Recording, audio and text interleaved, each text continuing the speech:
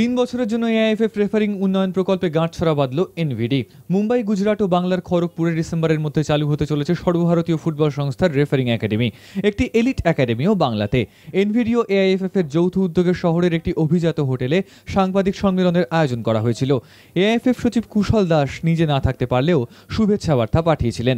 AIFF এর সহসভাপতি Subrata Dutta, referring কমিটির প্রধান কর্নেল গৌতম কর, এনভিডির কর্ণধার শৈবল হাজরা উপস্থিত ছিলেন সাংবাদিক সম্মেলনে। আনুষ্ঠানিকভাবে ঘোষণা করা হয় এনভিডি এআইএফএফ গাঁটছড়ার কথা। 3 বছরের জন্য এই চুক্তি। গাঁটছড়া হচ্ছে 3 বছরে, যেটা আমি আগেই বলেছিলাম যে 3 বছরের আমাদের গাঁটছড়া চুক্তি।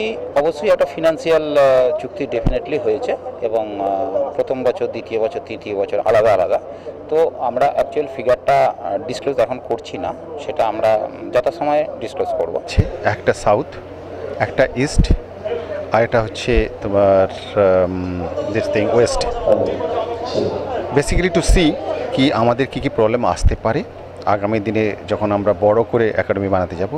ইমিডিয়েটলি আমাদের প্ল্যান হচ্ছে আমরা 20 ক্যাডেটস নেবো, মানে referee's at the grassroot level থেকে চয়েস করে বেস্ট তাদের ফিজিক্যাল দেখা হবে, তাদের সাইকোলজিক্যাল দেখা হবে, তাদের এবিলিটি দেখা হবে।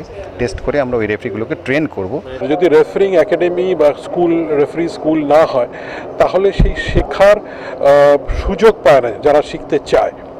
সুতরাং এই যে রেফারিজ একাডেমি যেটা আমরা করছি, তাতে প্রচুর ছেলে যারা, এবং এটাও সেই বার্তা তাদের কাছে পৌঁছে গেছে যে রেফারিংটা এখন যেরকম পৃথিবীতে অন্যান্য জায়গায় একটা পেশা, ভারতেও সেটা পেশা হতে চলেছে এবং অলরেডি 3 জন পেশাদার রেফারি হিসেবে তারা কাজ করছে।